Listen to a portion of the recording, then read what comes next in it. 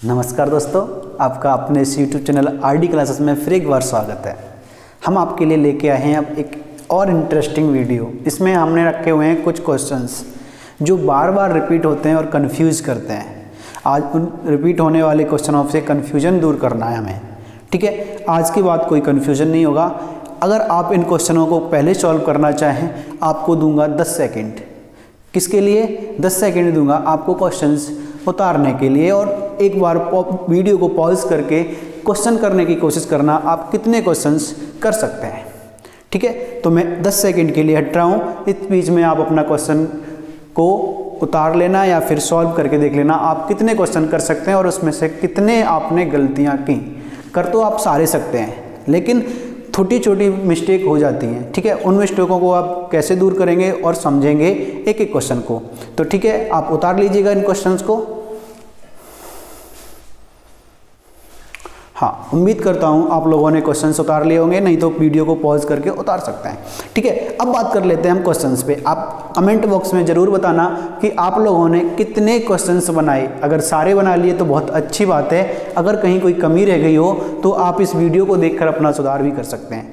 ठीक है, तो स्टार्ट करते हैं। और उससे पहले हम आपको एक बात बोलना चाहेंगे कि अगर आप हमारे चैनल पर नए हैं तो चैनल को सब्सक्राइब कर लीजिएगा, और वीडियो अगर पसंद आती है तो लाइक और शेयर कर दीजिएगा, जिससे कि हमें थोड़ा मोटिवेशन मिलेगा और हम ऐसे ही आपके लिए अच्छी अच्छी वीडियोज़ लाते रहेंगे।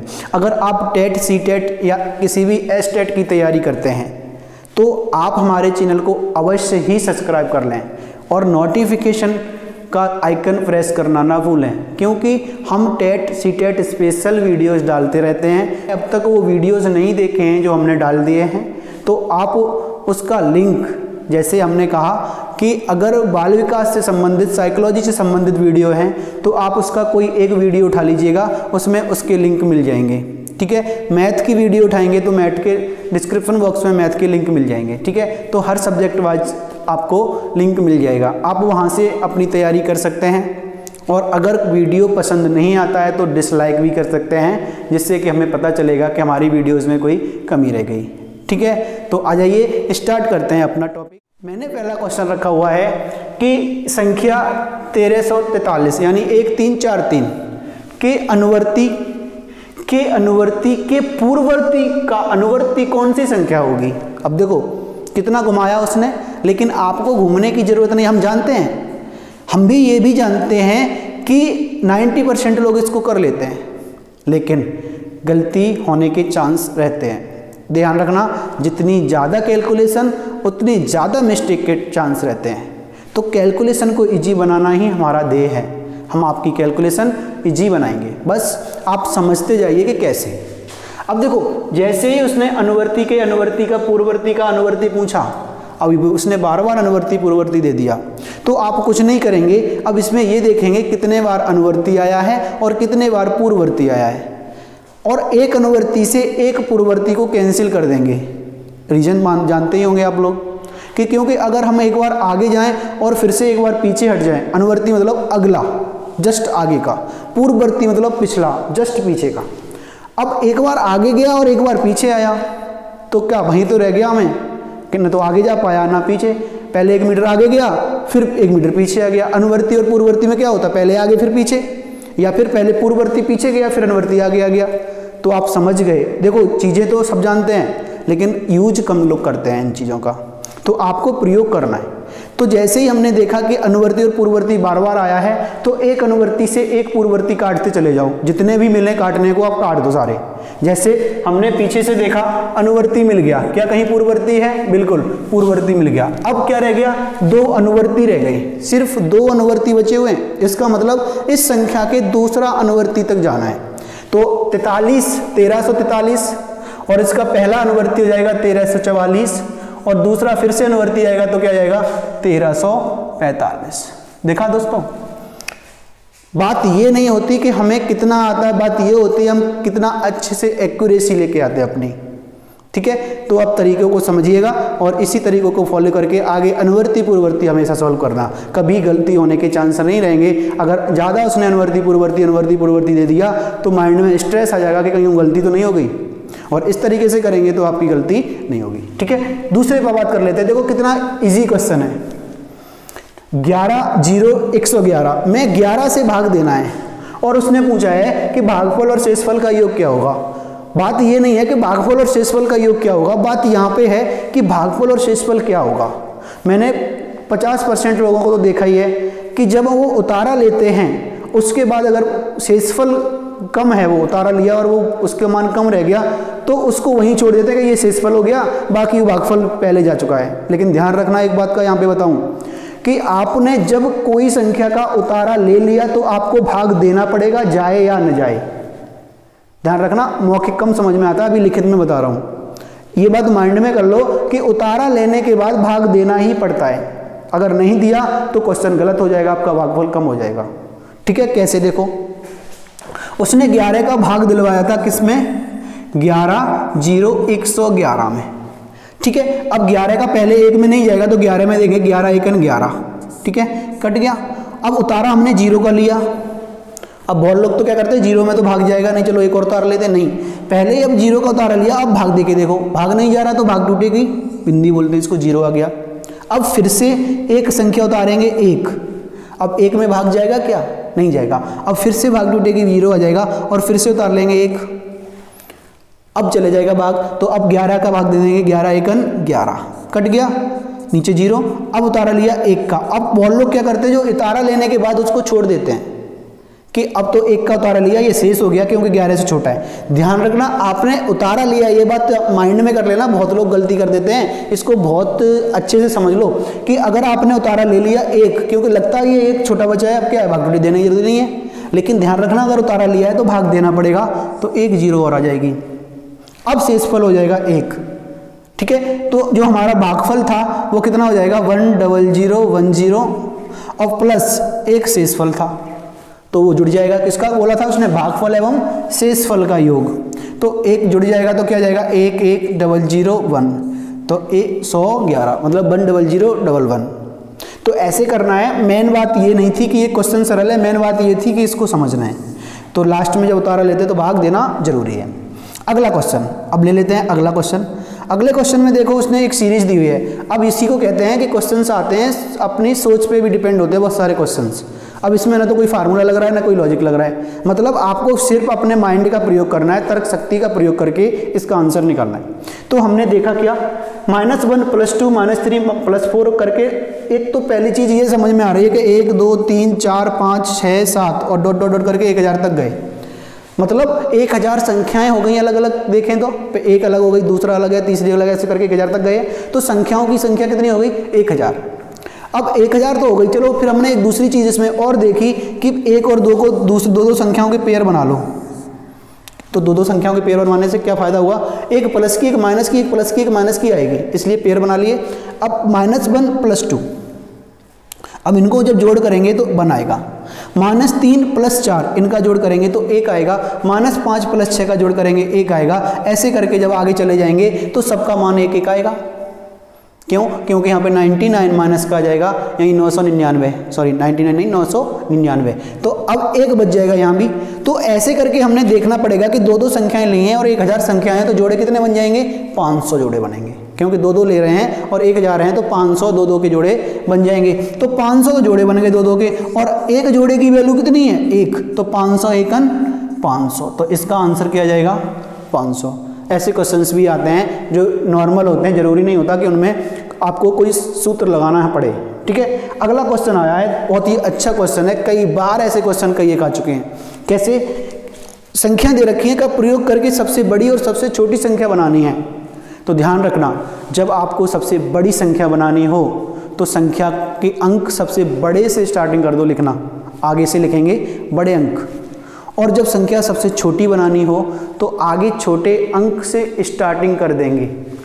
लेकिन एक बात का ध्यान रखना, अगर संख्या में अंकों में 0 है तो 0 को आगे तब लिखेंगे जब उसने कुछ बोला ना हो, मीन्स अगर उसने जीरो को कुछ नहीं बोला कि हमें 4 अंकों की या 5 अंकों की बनानी है तो जीरो का प्रयोग उस हिसाब से करेंगे।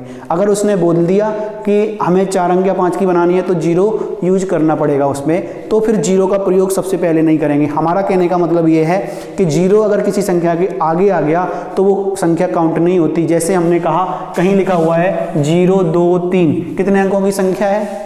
तो ये 2 अंकों की संख्या है, ना कि 3 की, ध्यान रखना। ऐसे ही अगर लिखा है 2 3 0, अब ये संख्या कितने अंकों की है? अब ये संख्या 3 अंकों की है, क्योंकि यहाँ पर जीरो की वैल्यू है, यहाँ जीरो की वैल्यू नहीं है। ठीक है, तो बस इतना याद रखना है। अब बात कर लेते हैं सबसे बड़ी संख्या अगर बनानी है तो सबसे बड़ा पहले, उसके बाद छोटा। क्यों? क्योंकि आपने देखा इकाई, दहाई, सैकड़ा, हजार, आगे बढ़ते हैं तो इकाई जो यूनिट है वो बढ़ती है, तो जो यूनिट की वैल्यू बड़ी होगी आगे वाली की तो उसका मान भी अधिक होगा। तो इसीलिए क्या करते हैं हम, सबसे पहले क्या लिखेंगे? 7 सबसे बड़ी लिखनी है पहले, तो 7, उससे छोटा 6, उससे छोटा 5, उससे छोटा 4, फिर 1।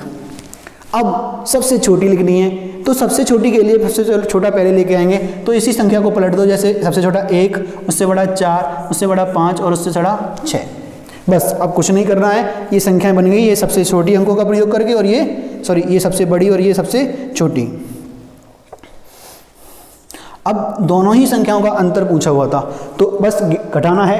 1 था, 11 से 4 7 जाएगा, 4 बच जाएगा। यहाँ 3 रह गया, यहाँ हासिल ले लेंगे, 13 से 6 जाएगा, 7 बच जाएगा।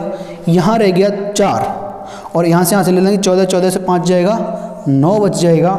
यहाँ रह गया 5, और 5 से 4 जाएगा, 1 बच जाएगा। यहाँ रह गया 7, 7 से 1 जाएगा तो 6 बच जाएगा। तो 61 974 इसका आंसर आएगा। आप मैच कर लीजिएगा अपने आंसर और हमारे आंसर, पता चल जाएगा आपके कितने सही हैं।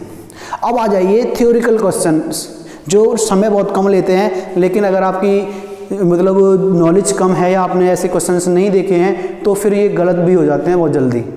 तो इन पे हमें थोड़ा अच्छे से फोकस करना है। ठीक है, तो पहला क्वेश्चन दिया हुआ है 11 इकाइयाँ, 11 दहाइयाँ, 11 सैकड़े का मान क्या होगा? सारे के सारे 11 हैं। तो ध्यान रखना, आपको बता दें, जब हम इकाई, दहाई, सैकड़ा, हजार, 10,000, लाख याद करते हैं, इसका मतलब होता है कि सारे के सारे 10 का मल्टीपल में बैठे हुए हैं, 10 का गुणा होता चला जाता है। मतलब इकाई में 1 का गुणा होता है तो दहाई में 10 का होता है। जैसे बोलते हैं ना 2 दहाई 20, क्यों? 2 का गुणा 10 में हुआ तभी तो 20 हुआ, तो दहाई का मान कितना हुआ? 10। 300 मतलब 3 और 100 का गुणा हुआ तब क्या बना? 300, तो सैकड़े का मान क्या हो गया? 100। अब आपका क्वेश्चन इजी हो गया ये वाला। क्यों? क्योंकि 11 इकाइयाँ हैं तो 11 इकाई का मान 1 होता है, 11 दहाइयाँ हैं तो दहाई का मान 10 होगा, 11 सैकड़े हैं तो सैकड़े का मान 100 होगा। तो गुणा हो जाएगा किसका? 11 में गुणा हो जाएगा 100 का, 1100 हो जाएगा। अब बस 11 एकन 11 प्लस 11 दहाई 110 प्लस 11 डबल 0 यानी 1100। अब इसको जोड़ना है तो 0 0 और 1 हो जाएगा, 0 1 और 1 2 हो जाएगा, फिर 1 और 1 2 हो जाएगा, फिर 1 रह गया, तो 1221 हो जाएगा हमारा आंसर इसका।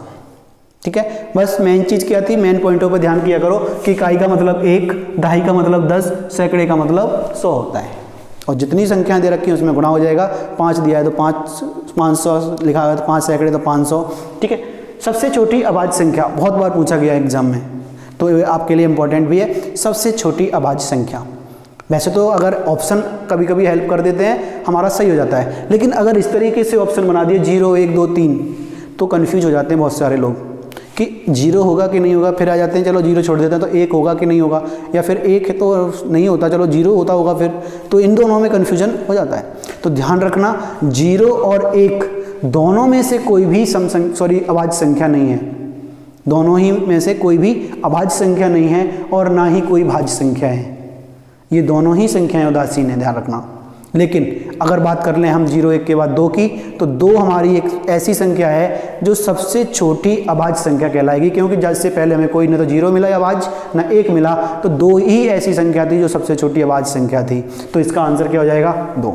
एक और पॉइंट इसमें पूछता है कभी कभी कि एकमात्र समअभाज्य संख्या क्या होगी। जैसे अगला क्वेश्चन देखो, एकमात्र समअभाज्य संख्या क्या है? और देखो सम संख्याओं में कोई भी सम संख्या ऐसी नहीं होती 2 के अलावा जो किसी से ना कटे। 2 के बाद 4 ले लो, 2 से कट जाएगी, 8 ले लो, 6 ले लो, 3 और 2 दोनों से कट जाएगी। इसका मतलब जितनी भी सम संख्याएं हैं वो सारी की सारी भाज्य हैं, सिर्फ एक दो ऐसी है जो कैसी है, अभाज्य संख्या। तो दो कंडीशंस बन जाती क्वेश्चंस की, सबसे छोटी अभाज्य संख्या 2, एकमात्र समअभाज्य संख्या 2। ठीक है, अगला क्वेश्चन, अभाज्य संख्या होती है, बहुत अच्छा क्वेश्चन है, इंपॉर्टेंट क्वेश्चन है, आने लायक क्वेश्चंस होते हैं। ठीक है, क्यों? क्योंकि अभाज्य संख्या होती है, हमें नहीं पता, ज़्यादातर लोगों को नहीं पता, लेकिन बस छांट लेते हैं कि भाग नहीं जाना चाहिए किसी में, कटे नहीं किसी से। ठीक है, तो सम, क्या सम संख्या होगी वो क्या होगी, अभाज्य। तो ध्यान रखना यहाँ पर एक पॉइंट ये होता है कि वो सबके लिए सत्य होना चाहिए, सिर्फ 2 के लिए नहीं। हमने कह दिया 2 कैसी है, अभाज्य संख्या, तो सम अभाज्य संख्या नहीं होती, सिर्फ 2 के लिए कंडीशन है, 4 तो नहीं है ना, तो इसलिए सम तो हो ही नहीं सकती, अभाज्य संख्या नहीं हो सकती ना सम, इसीलिए। अगला विषम, क्या विषम संख्या अभाज्य संख्या होती हैं? नहीं। क्यों? क्योंकि 9 भी तो कि विषम है, 9 तो अभाज्य संख्या है नहीं, प्रैक्टिकल कर सकते हैं हम, तो 9 नहीं है, इसका मतलब विषम भी नहीं हो सकती। संयुक्त संख्या, अब जब संख्या संयुक्त है तो फिर वो अभाज्य कैसे होगी? मतलब संयुक्त संख्या वो होती है जो दो संख्याओं के गुणनफल से प्राप्त होती है। तो 2 संख्याओं के गुणनफल से बनी है, इसका मतलब 2 संख्याओं का भाग चला जाएगा उसमें, फिर तो वो कभी अभाज्य हो ही नहीं सकती। अगला आ गया, इनमें से कोई नहीं, तो ये हमारा आंसर हो जाएगा क्या, इनमें से कोई नहीं। इनमें से 3 में से कोई ना कोई ऑप्शन लगाते हैं ज़्यादातर लोग, इनमें से कोई नहीं बहुत कम लगाते हैं, ध्यान रखना, इसलिए आपकी बेसिक नॉलेज अच्छी कर रहा हूँ मैं। ठीक है, अगला, निम्न में सही कथन है। देखो बहुत अच्छे क्वेश्चन हैं, निम्न में सही कथन है। अब कौन सा सही कथन है? पहला, एक अभाज्य नहीं है। पहला क्वेश्चन क्या, ऑप्शन क्या है, एक अभाज्य नहीं है। बिल्कुल हम जानते हैं एक अभाज्य नहीं है, क्यों? क्योंकि क्या है, एक उदासीन संख्या है बताया था, लेकिन आपको नहीं पता है तो दूसरे ऑप्शन पे जाएंगे तो क्या कहेगा, एक अभाज्य है। नहीं, हमने क्या बोला, सबसे छोटी अभाज्य संख्या 2 है, तो 2 से छोटी तो कोई अभाज्य है ही नहीं, बड़ी हो सकती हैं, इसका मतलब एक तो अभाज्य होगी नहीं, क्योंकि 2 से छोटी है ही नहीं, तो कोई, जब कोई नहीं है तो 2 भी नहीं होगी। दूसरी, एक संयुक्त संख्या है, निम्न में सही कथन है, एक जो है अकेला वो संयुक्त संख्या है। हमने बताया था संयुक्त संख्या वो होती है जो 2 संख्याओं के गुणनफल से बनती है। अब एक में किस संख्या से गुणा हुआ है, किसी से नहीं, दूसरी कोई संख्या ही नहीं है एक में, तो एक संयुक्त संख्या हो ही नहीं सकती। दूसरा, 2 अभाज्य संख्या नहीं है, और हमने अभी याद किया था 2 सबसे छोटी अभाज्य संख्या है, तो इसका मतलब ये ऑप्शन भी क्या है, गलत है, तो ये ऑप्शन भी नहीं होगा। अगला होगा शून्य में, अगला क्वेश्चन तो हमने देख लिया था पहले ही, क्या एक अभाज्य संख्या नहीं है, ये बात सही है, लेकिन भाज्य भी नहीं है। इसने ये नहीं बोला भाज्य है, इसने बोला केवल अभाज्य नहीं है, भाज्य भी हो सकती है और कुछ और बच सकता है, उससे कोई मतलब नहीं है, ध्यान रखना, इसलिए इसका आंसर हो जाएगा ए पार्ट। अगला है, शून्य में 60 का भाग देने पर भागफल व शेषफल क्या होंगे। ठीक है, अब शून्य में 60 का भाग दिया है, ध्यान रखना, तो अगर हम शून्य में 60 का भाग देंगे तो क्या भाग जाएगा एक भी बार? क्यों? भाग कब जाता है, जब भाग देने वाली संख्या जिसमें भाग दिया जाता है उससे छोटी हो। अब भाग दे रहे हैं हम 60 से और संख्या है 0, तो भाग जाएगा ही नहीं, भाग नहीं जाएगा तो भाग टूटेगी, 0 आती रहेगी, इसका मतलब जो भागफल होगा वो क्या हो जाएगा, 0। तो इसका मतलब ये दोनों एक एक वाला तो हो ही नहीं सकता, 2 एक वाला भी नहीं हो सकता, क्योंकि इनमें से क्या एक तो 0 आएगा। दूसरी बात, शेषफल, शेष तो तब बचेगा जब कुछ होगा, अब 0 में भाग दे रहे हैं, वहाँ कुछ है ही नहीं, तो शेषफल क्या बचेगा, कुछ भी नहीं बचेगा। जैसे आप अगर बना के भी देख सकते हैं, 60 का भाग देना था 0 में, भाग जाएगा ही नहीं, और 0 गया ही नहीं, तो 0 रह जाएगा नीचे शेष, इसका मतलब सारा का सारा क्या हो जाएगा, 0। क्या होगा, भागफल और शेषफल दोनों ही 0 होंगे। ऐसे क्वेश्चंस आते हैं, इसीलिए हम आपके माइंड में ये सेट करना चाहते हैं कि आप ध्यान कर लो, टेट और सीटेट में कैसे क्वेश्चंस पूछे जाते हैं। आप फालतू की कैलकुलेशन में मत पढ़ना, एसएससी या बैंक जैसे या फिर किसी पुलिस जैसे एग्जाम के क्वेश्चंस नहीं आते हैं। कुछ क्वेश्चंस कॉमन होते हैं, लेकिन ज़्यादातर क्वेश्चन एकदम अलग होते हैं, बेसिक होते हैं। क्यों? क्योंकि हम बच्चों को पढ़ाने के लिए जा रहे हैं, तो उनको मुझे बेसिक पढ़ाना है, तो बेसिक से ज़्यादा क्वेश्चंस आते हैं, ना कि आपके कैलकुलेशन से। ठीक है, अगर आपको हमारा वीडियो पसंद आ रहा हो तो आप हमारे चैनल को सब्सक्राइब करें और बेल आइकन को ज़रूर दबा लें, जिससे कि आपको नोटिफिकेशन मिल जाए हमारी वीडियोज़ का। और अगर वीडियो पसंद आए तो लाइक और शेयर भी करते रहें। जय हिंद, जय भारत।